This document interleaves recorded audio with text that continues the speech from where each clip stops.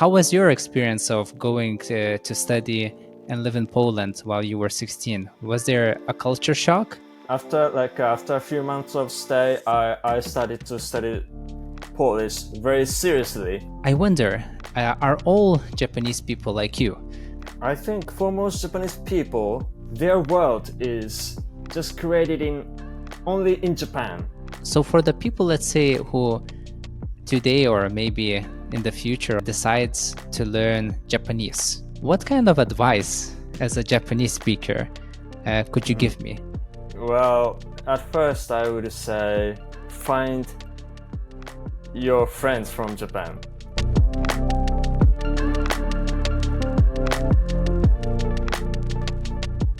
Good evening, Kotaro. Good evening. I'm very happy that you decided to join in today, even though it's already night in Japan. Thank you. Thank you for having me anyway. For those who don't yet know, Kotaro is a very interesting person. He managed to learn so many different languages in a short period of time, some of them being English, Lithuanian, Polish, Ukrainian, Russian, and so on. So, Kotaro, how did you start learning languages? Well, at first I get into get interested in like music, like for music. Um, at first I started to listen to, of course, English music, and then when I was a high school student, I had a chance to go to Poland, and from them I got interested in Polish language. And Mhm. at first, I started to listen to Polish music to know how it sounds like, and yes, and I really liked it. And as I know Polish, I also got into other Slavic languages like Russian, Ukrainian, and about Lithuanian, it's also the same thing. That's cool. And it's very interesting that while you were in high school, you had the possibility to travel to Poland. So, how did that happen? Well, actually, my high school um, exchanges students every year with many countries is, and in my year it was Poland, and but actually at that time I didn't know anything about Poland, but then I had never been to foreign countries, so I really wanted to. And how old were you then? 16. 16 years old. Okay, that's interesting. That's if I was 16 and I was able to go and live and study in Japan, that would have been quite an experience. So, Yes. so how was your experience of going to study and live in Poland while you were 16? Was there a culture shock that you experienced? How did you feel? Well, my first impression about Poland was really good, actually. Um, I lived in I lived in a Polish city called Wrocław, and Hmm. it is a city which is located um, in the western part of Poland, and buildings. Well, the city itself is really beautiful with mm, like German influenced buildings. Like Hmm. very like for me it was very European things, and well, it was very beautiful, and I was totally attracted by that.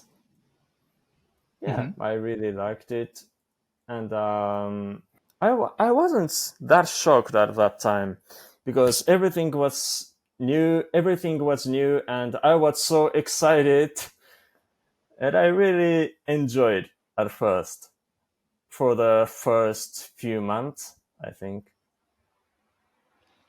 And what happened after the first 2 months? Did your experience change a little bit? Maybe you started becoming a little bit homesick, or did it continue in the same way? Well, I think I I started to get bored like after a few months. Yeah, as I got used to the life, and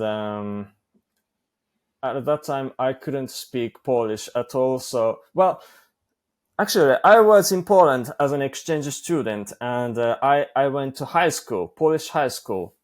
So all of my classmates were Polish. Hmm. So I had to. Well, at first, for the first few months, like everyone was very curious and spoke to me a lot, many times. But later, as they got used to it, like Hmm. they stopped to like speak to me, like, and Yeah, yeah. So I started to get bored, and I at that time I also couldn't speak English that well. So, well, I started to feel kind of lonely in that of course. environment. Yeah. But in what kind of language did you study while you were in Poland? Were the classes in English or were they in Polish? Or I don't believe they were in Japanese though. Yeah. Well, all classes were in Polish. Wow, that's crazy. So you went to study in Poland as an exchange student, learning in Polish without knowing the language. That's extreme. And did the same happen for the people who came, let's say, from Poland to Japan as exchange students? They also studied in Japanese in Japanese language.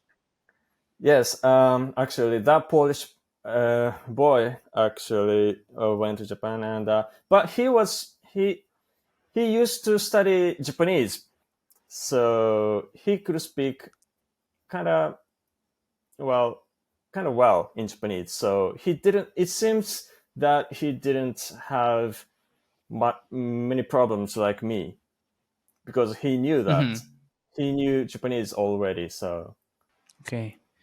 And how long did you stay in Poland the first time that you went? Was it a semester? for a year, For a year. Okay. yes. So after a year of being in Poland, how much Polish did you learn back then?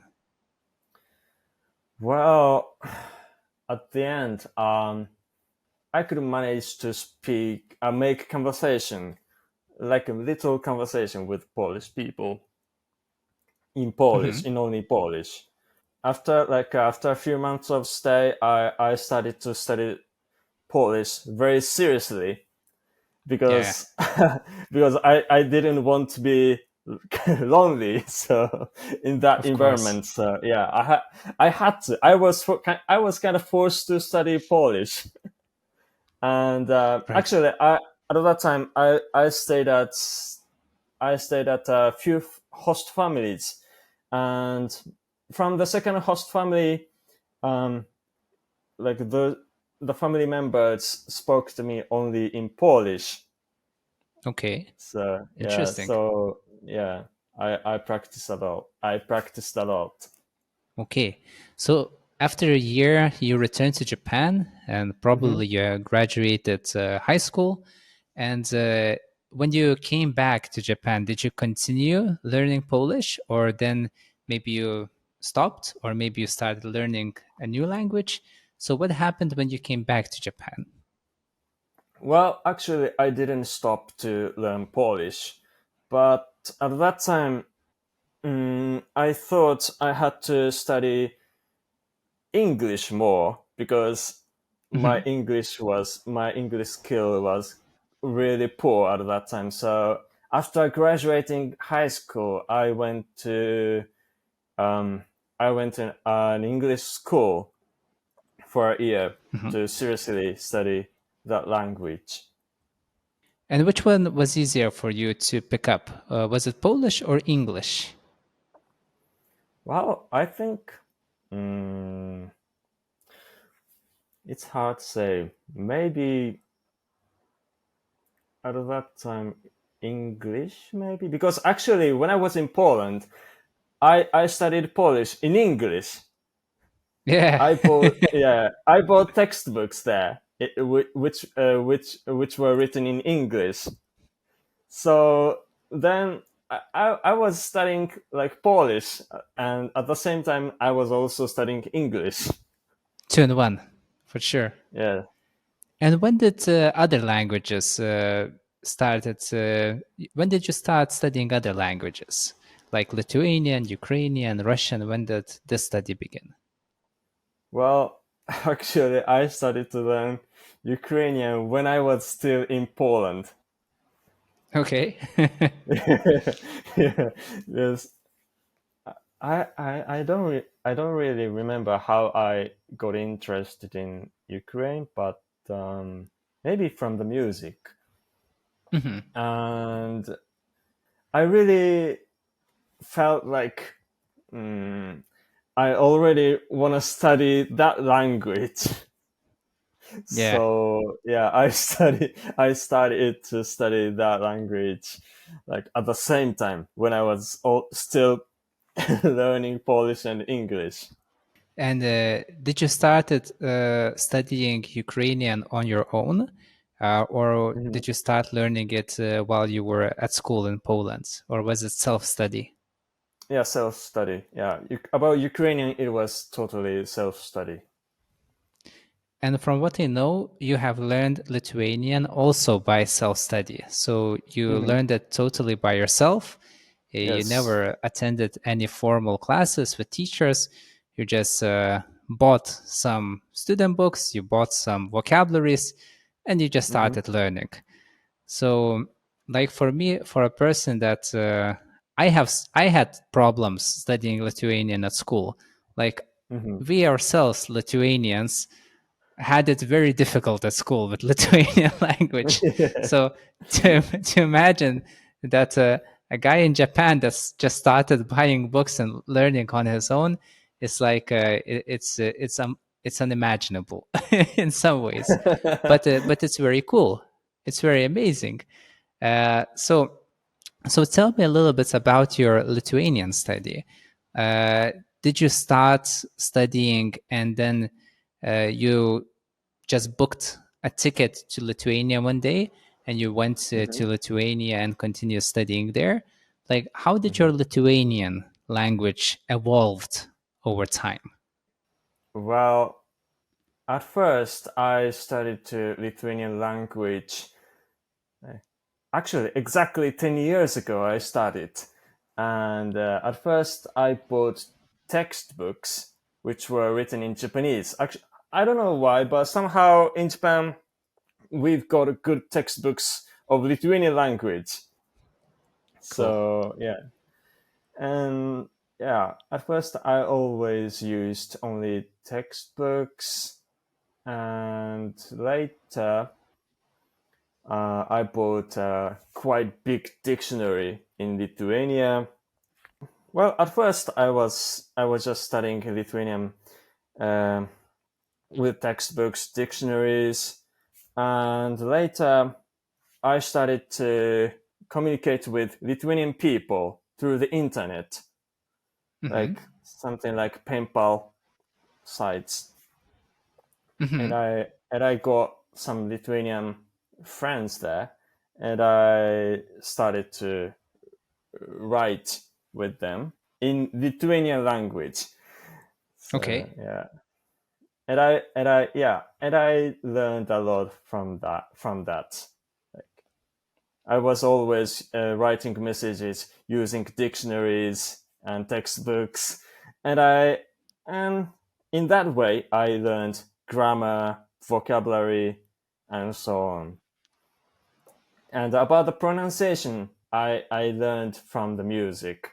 I really like to sing, so I tried to sing in Lithuanian, and in that way I learned. Okay. Good. So you just started with textbooks and then you started talking with people, listening to Hmm. music, and you just kept on studying. But also, Yes. uh, in some point of your study, I saw that you started making videos in Lithuanian. And when I watched your first video on YouTube, I think I remember that you have said that you're starting this channel for you to get better at speaking Lithuanian as well. Uh-huh. So it was like Yes, yes. one of the ideas that it will help you to speak more and get better at speaking.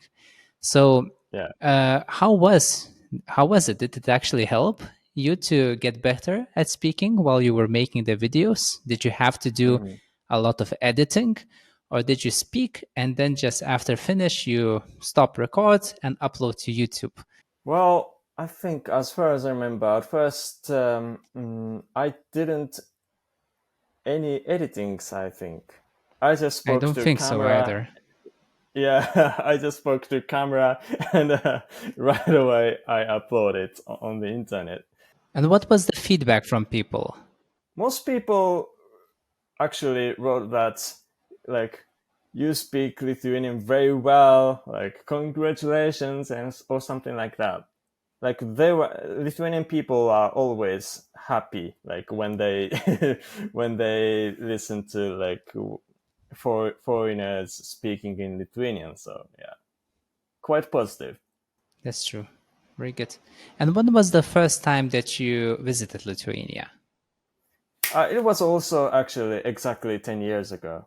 Like, at that time, I was writing with Lithuanian girl, which I met on internet, and yeah, and I went to Lithuania, and she shown me around like Vilnius. Yeah, it was the first time. So the first time that you visited Lithuania, you visited Vilnius, and did you stay in Vilnius mainly? Well, yes, mainly in Vilnius, and also I went to other cities by myself, alone, like Šiauliai, Klaipėda, and that's all, I think. Yeah. Okay, so having lived in Poland already as a high school student, and then after some time coming to Lithuania, was it very different from Wroclaw, visiting Vilnius, Šiauliai, other cities, or was your feeling similar to when you visited Poland?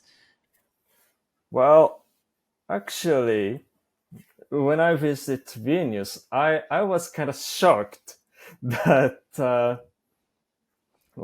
I was in the old town, old city, Uh-huh. and I felt kind of maybe at first I was kind of nervous, like, because lots of buildings, like old there are lots of old buildings, and they were kind of how can I say, in Lithuania, like atrodo truputį apleistas galbūt. Abandoned. Well, kind of, yeah, like walls are kind of broken. Uh-huh. And while you were in Wroclaw, you didn't see those that many kind of like older buildings, graffitis, and so on. Well, at least in the center, of Wrocław, well, there are not that many. Mostly are refurbished. So when you visit Lithuania after those 10 years, like when you came the first time, did Hmm. the scenery change from what you saw the first time, or did it remain more or less the same? Well, I think remains the same mostly, maybe, but some parts, of course, have changed. And I saw that there are more like tall buildings. New buildings built, yeah, Yeah. yeah, some of them are.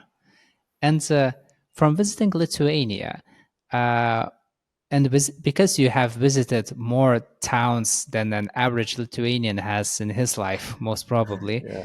like you definitely visited more places. Yeah. From all the places that you have visited, Hmm. which ones did you enjoy the most, and which of the places have surprised you the most? Maybe. Well, of course, most interesting places are Vilnius and the Kaunas for me. Except them, I kind of enjoyed Panevėžys also. And have you had the chance to go to the seaside? Yeah. Joutkrant and Nida. Yeah. They're beautiful, like quite quite comfortable there. And uh, for the people that decide to learn difficult languages like you have, and there are not many foreigners that learn Lithuanian. I have a Mm-hmm. couple of students on italki because I also teach Lithuanian, and Mm-hmm. I know that there are not like I definitely have more English students than I have Lithuanian students. But for the people that learn Lithuanian, could you give any tips on how to learn the language? What has helped you the most? And also, what was the most difficult parts of learning this language? Well, at first I would say start YouTube in Lithuanian. That's number Well, one. actually, but it helps really a lot. I think starting YouTube was the start. Well, like doing YouTube in Lithuanian is the best way to learn the language. I think one of the best ways, Mhm. and also singing in Lithuanian helps a lot. You can learn the pronunciation, of course, and phrases, words. Well, you can learn from the songs, singing songs, and what was the other question? The second part was what was the most difficult for you? What was the Ah, most difficult most parts? difficult. Well, it's definitely accent. Ah, the not pronunciation, but the stresses and the Stresses, yes. kirčiavimas. Yeah. Yes, definitely. And does the Japanese language have stresses, or it's a new concept for you as a Japanese speaker? Well, we've got like various intonations. For example, like mm, if you say sake, this Mhm. is alcohol, but if you say sake, it's salmon. Ah, so you have also. I know the Chinese language has tones, and Hmm. if you take Cantonese language or Vietnamese language, they also have different tones. So a Hmm. rising tone, a falling tone, a flat tone, and so on. So is it the same? No, actually, it's not that complicated like in Chinese and Vietnamese and so on. Yeah, it's quite simple. It's not really difficult. Only a few words. Only a few words have such things. Hmm. Well, in Lithuanian, we also have a few words that, depending on the intonation or the stress, the word changes. Hmm. But the problem is that the stressed vowel most of the time fluctuates when we conjugate or when we uh, go through different kind of cases, and when we declense, that the stress might move from the Hmm. middle of the word to the back, and Yeah. most of the time it doesn't really make sense. It doesn't have any rules, like it just does Yeah. it. Yeah. So I understand. Yeah. And also for me, like spellings are kind of complicated in Lithuanian. Like if the accent comes at the end, for example, like there is a about Chole, you know, Hmm. the stress comes maybe at the end, like a, and then you pronounce like Chole. But like at Cholet. first, Yeah. yeah, but at first I didn't know how to pronounce it, so I was always saying that Shaole. Yeah. Yeah, On the first syllable. Yeah. because in spellings it's written like ow, so I thought it was pronounced in like Shaole, but in real but in reality like it's Shaole. So there is such a complications. What would help if we had the stresses written in the words. So let's say there's the left or the right stress, or there's that small wave sometimes on Yeah, different kind of letters. But if we yeah. would write that, it would look very complicated because we already have different kind of letters that some Latin languages don't. So we have the Hmm. sh, j, a long a, we have e. So probably putting even more symbols would make it look a little bit too much like Indian languages or something like that, or Yeah, Arabic. yeah. So, but yeah, and so how did you learn these kind of different pronunciations depending on the stress? Was it just a lot of listening and talking with people, and then while you talk, you kind of start correcting yourself, or did you have another approach to learn the stresses in Lithuanian? Actually, I practiced stress. Well, of course, by singing, but also Hmm. mostly from making YouTube videos. Um, Ah, yeah, at the beginning, I mostly wrote scripts at first, yeah. and at the same time, I also put stress on the script in the Hmm. script. So by that way, I learned like correct stresses, and I later I you of course spoke to camera. So by speaking, you can learn that. And then when you replay the video for yourself, you can also listen to yourself and see, Yes. um, oh, this word, I think that doesn't sound right. Maybe I said Hmm. it the wrong way. So Yes. listening to yourself also, I believe it's not a very common approach of learning, Hmm. but I can imagine how helpful it can be.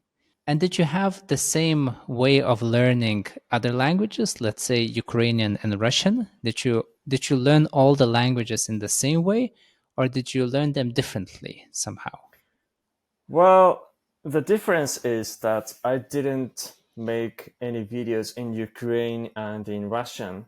So my Ukrainian and Russians are not that good like Lithuanian, but still when it comes to grammar pronunciation, it's not that difficult because I know Polish. So and it was a good thing that I started to learn these languages when I was young, so I Yeah. could learn that faster.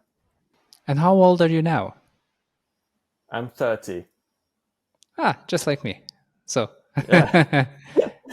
and yeah, of course, sometimes you can have it hard on yourself because I'm also learning Portuguese and Russian now, and I would like my languages to be on a higher level than they are. Hmm. But languages take time, and you have to like feel comfortable with that it takes time, and sometimes you don't learn as fast as you would like to, and it's normal. It's part of learning. So for the people, let's say, who today or maybe in the future decides to learn Japanese, let's say I decide Yes. to learn Japanese because I Hmm. always wanted to learn. So let's Hmm. say I want to start tomorrow or today. uh, what kind of advice as a Japanese speaker could you Hmm. give me? Well, at first I would say find your friends from Japan. I think it's Okay. it's it's also it's also really important. Actually, when I study a new language, I always start to find someone to talk with. Hmm. Then you can practice like you can get practical like quite practical like how can I say? Well, you can have practice, right away Hmm. with the native, Yeah. and you can keep your motivation. Yeah. So I think it's the most important at first, and then like well actually. like other language, like other languages, you have to. Mm, I don't know. Like there is no like any specific practice for Japanese. I think Hmm. simply you have to start from learning phrases, and then you use these phrases in conversation with native people. Hmm. And when you can't have conversations with them, you have to practice like by singing or just speaking to yourself, Hmm. or maybe you can make videos Yeah. for like yeah. I think you can make videos like of your country, for example, in Japanese, and Hmm. yeah, I think lots of Japanese people will watch that because you know the population is quite big in our country, so Yeah. there must be some such people. Cool. Yeah. So, in this kind of way, this is very unconventional, I would say, because let's say more conventional advices would be like print 1000 main words and start learning 10 a day, right? Or, Hmm. something like that. But this is very different kind of examples. But when it comes to the written form of Hmm. Japanese, Uh-huh. I know that maybe it's not as crazy when you start learning to speak, but Hmm. reading Japanese might become a little bit problematic because you have Hmm. hiragana, you Yeah, have yeah, yeah. katakana, and you also have Yes. kanji. Hmm. So, would there be any good advice from you when you think about reading Japanese? Where should you start? I think it's better to start at the same time, all three, I think, because it's hard to find script, for example, which are written in only in hiragana or something katakana kanji. Usually, all of them, all of those alphabets are used in the at the same used at the same time. So, why do you have so many different kind of alphabets? Well, as far as I know, like at first there it was writ it only kanji was used, but later they made their own alphabets from kanji.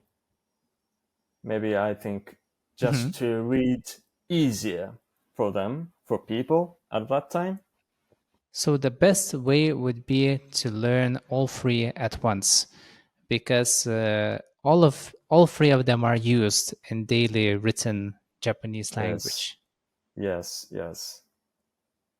Well, I don't know if it's a right thing, so because I remember that when I was 7 years old, I still couldn't write my name in hiragana correctly. I was not good at it, like at the first, and also I couldn't read any Japanese books when I Mhm. was young, like until 10 or something, maybe. I was kind of stupid, one of the Mhm. stupidest, maybe, pupils. Well, for Japanese people, for Japanese children, yeah, it's quite hard. So, But if you say that you were not so bright when you were a kid, then mhm, how did you learn all these other languages later? Probably you were bright, definitely. Maybe you just had it harder a little bit in the beginning of school because the education system mhm, is like learning one way everything. mhm, So the same way for everyone. So it doesn't matter what kind of person you are, the mhm, education system, because I worked as a teacher in schools as well for 2 years. And I felt that, you have a class of students and you cannot teach everyone individually. You can help a mhm, little bit, but the same techniques apply to everyone. But like from what you have said, your way of learning languages is different from other people's ways of learning languages, and this way for you works because you're actually able to speak. Hmm. So I think it wasn't that you were not that bright. It's that you just had uh, a different way of learning, let's say. Well, I don't think I was bright because like when I had a Japanese classes, I always got bad scores every time because I really had a problem with reading Japanese books. I really couldn't understand what was written in books. So I had such problems until when I was 12 or 13, I think. You know, you've got textbooks at school, like Japanese textbooks, and Hmm. I didn't totally understand what was written. But but when I was at junior high school, I got into reading actually Wikipedia. Actually, Okay. yeah, it was quite interesting for me that I could know lots of things about the world, about anything. I was quite curious person, and I at that time I really read a lot of articles on Wikipedia, and I think by that I think I've learned how to read in Japanese and learned a lots of words, kanjis, of course. Yeah, I think it was a good thing. Yeah. From my Hmm. interest, I learned how to read in Japanese. And then I started also from that, yeah, from that time I started to also read books. Hmm. Well, that also shows that learning a language should be interesting because Yes. if it's not interesting, if it's boring, you will not be able to learn. You will not remember, you will not be engaged. And, it's like your brain does not accept new information, it doesn't take it in. Yes.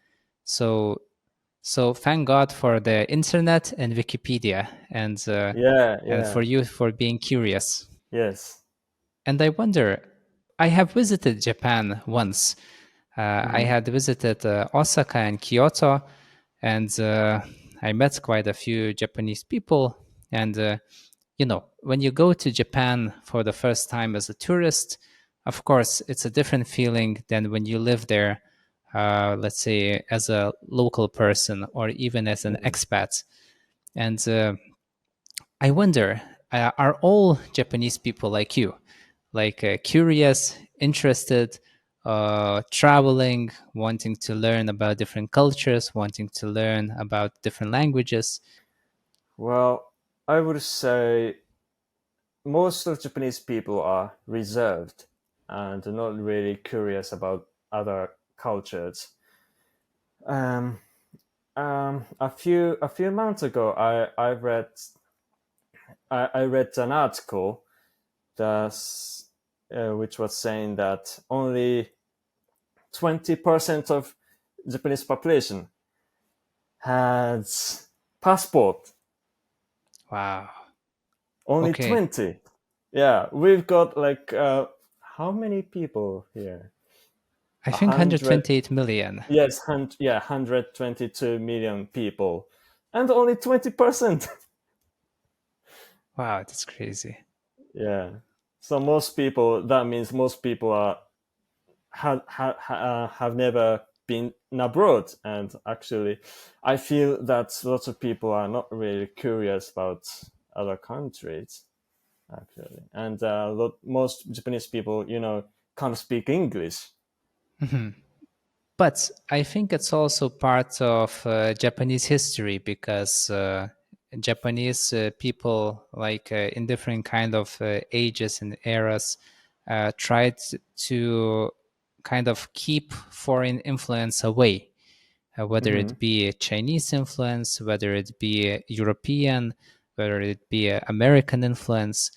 So they try to preserve their way of life, and they try to preserve their culture, their identity, and maybe it's kind of the same mentality from those days. It's maybe like self protection in some ways, protecting your own identity as a Japanese person.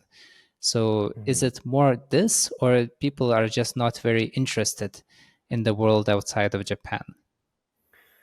Well, I think for most Japanese people, their world is just created in only in Japan. Like for Hmm. them, foreign countries are quite far away from for them because Yeah. they have to use always planes, ships, or something like that. Hmm. So yeah, I also felt such a feeling when I was younger, like before I went to Poland. For me, like foreign countries are kind of going to foreign country for going abroad is kind of dream. Like Hmm. I thought I have to pay a lot of money. I always thinking like only like people having lots of money can go abroad. So Yeah. like I think for most Japanese people, like there is a quite tall, like high wall, in Hmm. front of them, and like they think it's hard to go to foreign countries. Yeah, they think they have to pay a lot of money, and it's not really easy to go. Maybe it can be a reason, and also this is because they can't speak English. So yeah, like there is a quite a big barrier in front of them. Hmm. And is it that expensive, and is it that difficult to go abroad, as some people might think? Yeah, they think like that. But in reality, it's not that hard. And in my workplace also, like like other coworkers say that, oh, you've been abroad, and they get surprised always. like Yeah. and if you speak English, like they are like their reaction is like, wow, you can speak English, wow, you're so smart, is like that. So how do people react when you tell the stories from like visiting all these different kind of places and sharing your experience? Well, most of them actually like have got good impressions about, like positive, like they Hmm. quite how can I say, they are quite curious about that, mostly, like what's happening there, what it looks like, or something like that. But Hmm. they think that it's it's kind of for them still a dream. And how do people in Japan see foreigners? Because I think Japan is one of the most homogeneous countries in the world, because 98%, at least Hmm. according to demographics, 98% of the country is Japanese, or at least identifies as Japanese. Hmm. And the rest 2% are a minority of Chinese, Korean, and also maybe some Europeans as well. So, but 98%, that's very, very homogeneous. And Hmm. how do people see foreigners living in Japan? Well, it really, I think it really depends on if foreigners can speak Japanese or not. If Hmm. they speak Japanese really well, like Japanese people, like Hmm. the Japanese people usually get along well with them, like they do with Japanese people. But if Hmm. they can't speak English, well, some people are, of course, quite friendly, but some people are not really, like, kind of afraid to speak with them, to talk with them. Hmm. So Hmm. they usually don't really reject. Like they see foreigners like they will. I think most people treat foreigners like Japanese people. Hmm. Just only like it depends on their Japanese language skill. So if you already know Japanese and then you go to Hmm. Japan, most probably you will be able to make friends and integrate Yes, yourself into yes. Japanese society. Yeah. Actually, for example, at my workplace, most of my coworkers, actually, all of my coworkers can speak English except me. Hmm. Hmm. And sometimes there were coworkers from South Korea and China. Actually, there were, Hmm. and they spoke Japanese very well. Then my coworkers actually got along well with them because those foreigners those coworkers from foreign countries could speak Japanese well. So like Hmm. they always talked with them like they do with Japanese people. But if you come to Japan without knowing Japanese, you Hmm. might have a little bit more of a difficult time. So you would Yeah. probably have to spend a lot of time learning the language. And if you want to actually make friends and integrate, Hmm. um, probably it would be as hard as it was for you when you first came to Poland in some Yeah, ways. I think Like, so. Yeah. and what about your experience of going abroad and living? Because you also mentioned that you lived in Poland for 4 years, so it means you came back after, and then you stayed there as a just as an expat living there. Well, most of time living abroad is was really good, and well, good things was that most of Polish people were quite friendly and treat me very well, like Hmm. like like like like they do with Polish people. Quite hospitable people actually, Hmm. and so living in Poland was really interesting, and I got lots of good memories from that. But things uh, mm, I had a difficulty with visa, like permission to stay. Mm, Yeah, it really? was for me. Yeah, for me, it was the biggest problem. Well, getting a visa at an embassy in Japan was quite easy, but when I tried to get a permission in Poland, like it was quite hard.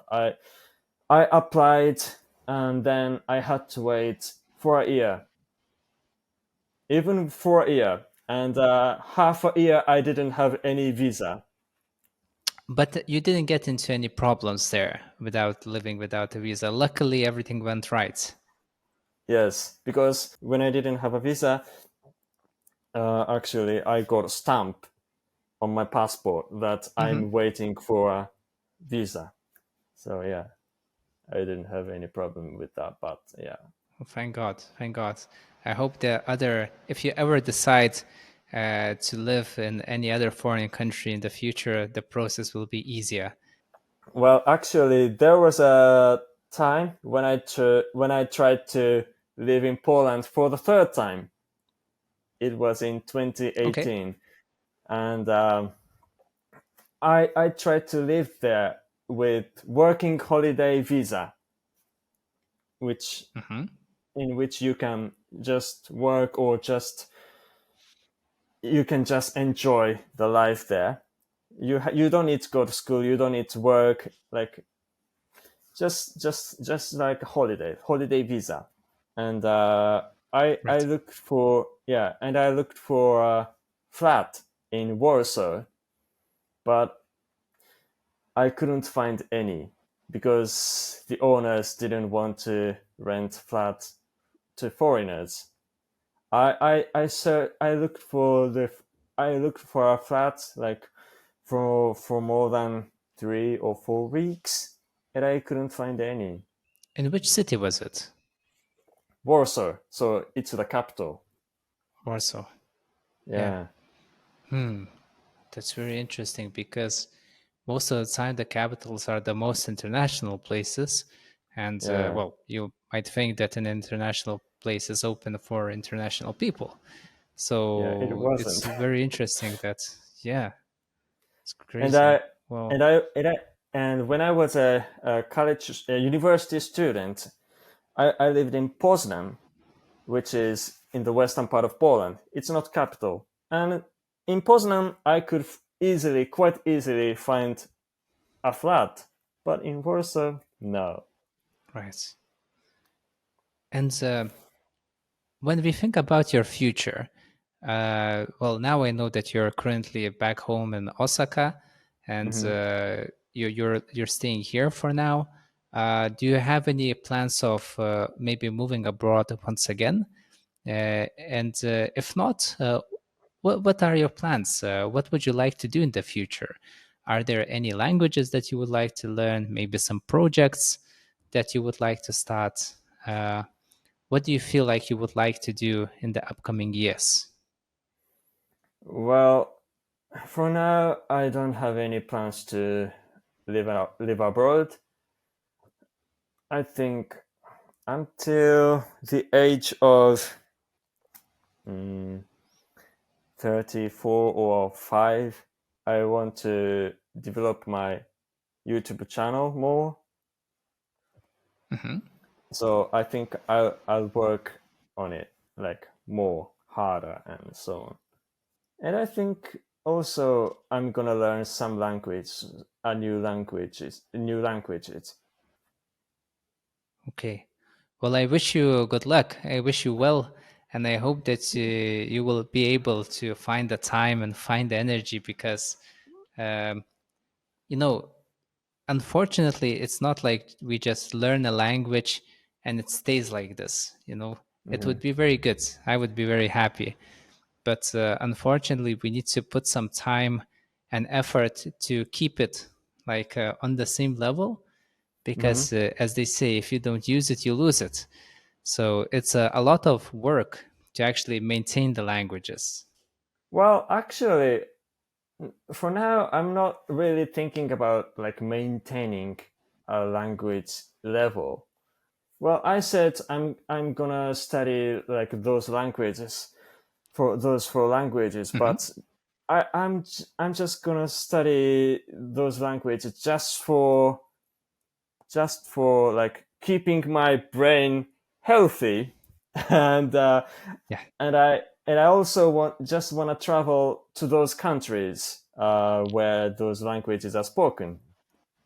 So Hmm. yeah, I I mentioned about Georgian, Armenian, Hebrew. They've got other alphabets, True. and if you can't read, you can't really like travel farther in those countries. So I, actually, I'm into those countries, so I want to explore like farther in those countries. So I'm just gonna learn these languages just for traveling. Very good. Very good. Well, I hope that you will be able to learn them. And you're a real example of a person that, uh, some language learners would like to be. You take Hmm. a difficult language and you learn it. Then you go and visit those countries, you speak with people. That's the goal of many language learners, I believe. So I'm Yeah. very happy that you decided to join our today's talk and add some more information about you as a person, about how you learn languages, about sharing some ideas for other people. Mhm. Because you mentioned some things that some of language learners might have never even considered of trying to do to get better at learning a foreign language. So yeah, Mhm. many thanks, Kotaro. Thanks for joining. Yeah, for me also really it was enjoyable. Thank you.